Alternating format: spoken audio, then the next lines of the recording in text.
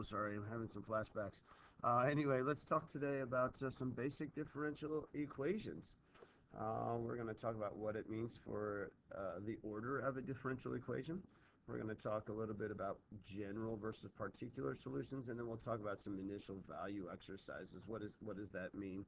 So we'll get through these three, and then we'll continue with differential equations as we've gone. Now, some of the stuff we've talked about already in Calc 1, some of it is new to us in Calc 2. So let's take a look. So what does it mean by the order of a differential equation? Well, the order of a differential equation is the highest order derivative in the equation. That's hopefully fairly easy. So let's take a look at an example.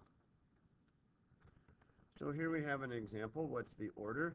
We would say that this is order 1 because the derivative there is of the first order. Right? In this case, you see we have, wow, that didn't get put in there very well, but you see we have a second derivative. So we would say that this is order 2. Man, using those colors hasn't helped me any. So top one is order 1, the bottom one there is order 2. That's all it means by the order. Oh, hello, Jayhawk. All right, so the next thing is what does it mean when we have a general versus a particular solution? So is it general solution? General solution reporting for duty, sir. No, that's not what we're talking about. General means there are lots of different answers. Particular means there's one solution. So let's take a look at those. So here's an example. So this is a fairly easy example here. Y prime equals 3x plus e to the x. So that's the derivative. Well, the solution is going to be what happens when we do this. So the antiderivative of y prime is y. The antiderivative of 3x we know to be 3 halves x squared.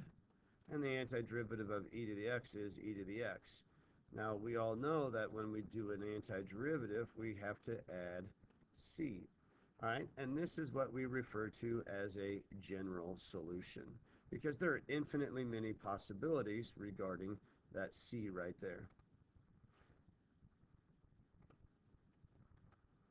Now, at this point, we're not going to be able to do anything to find a particular solution, but they might give us a little more information, and they might tell us that, well, we know that the natural log of 2, let me put a parenthesis here, 5, we might know that's on the graph. So what does that tell us? Okay, if the natural log of 2 is on the graph, well, what we can do is we can plug that in here, and so we're going to solve that. So 5 equals 3 halves natural log of 2 squared plus e to the natural log of 2 plus c. Well, that's quite terrible to solve, but we'll make do. And so c equals 5 minus, now let me come back here, notice e to the natural log of 2 is just, this is just 2. So 5 minus 3 halves natural log of 2 squared minus 2. So c equals 3 minus 3 halves natural log of 2. So our particular solution then is, so here we have our solution. Notice it's a particular solution, and it's a particular solution meaning that it's particular to this information right here. If we didn't know any information, we would use the general solution, but once we know some solution, now we can use a particular solution. You may remember that from Calc 1. All right, so let's take a look at our last bit here. So the last thing we're going to talk about are initial value exercises. This will probably be the biggest thing we talk about today. We kind of did it in the last example. This is kind of an initial value. But when you have initial value questions, this is what you're going to see here. This is exercise 38 out of our textbook that we're currently using. And so what we're going to do is we're going to rewrite this, and you guys should kind of be familiar with this. We're going to rewrite this dy equals 2t dt. And this is what we refer to as the separation of variables. We put all the t's on one side and all the y's on the other. And so now when we do this, we can take the antiderivative. Could have done that last time, but I just didn't show that to you. So we get y equals t squared plus c. And the first one we're going to use is we're going to do this one. So y, when t equals 0, is 1. So when t equals 0, we get 1. And so we know that our c value is 1. So we're going to plug in here. This is our initial value. Okay, there's our initial value.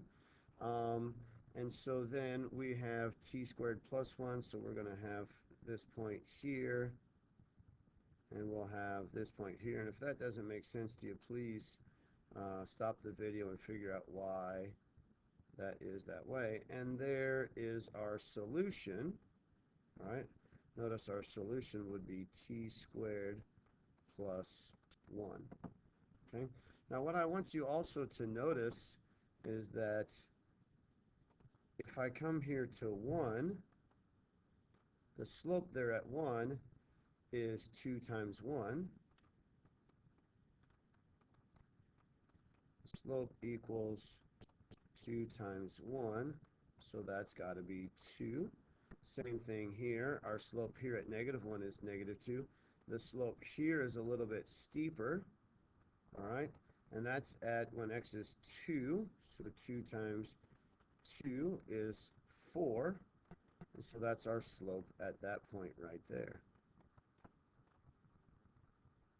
All right? So hopefully that kind of makes sense. Let's look at the other one here. Let's look at this one. When t equals 0, we get -1, so we start here, right? But our graph is going to be the same. It's still t squared, and so this is going to be -1 equals 0 plus c. And so we're going to get the same graph.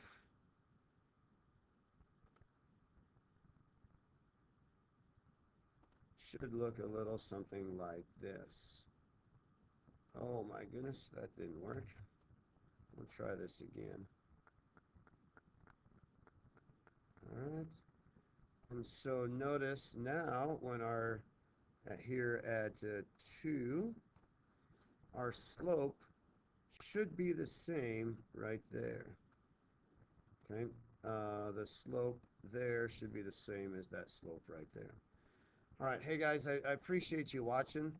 I hope this kind of makes sense. We're going to spend a lot of time on differential equations and learn some things about this. But this first section I think is fairly basic, and you guys will know how to do it. So I appreciate you watching. We'll talk to you in class.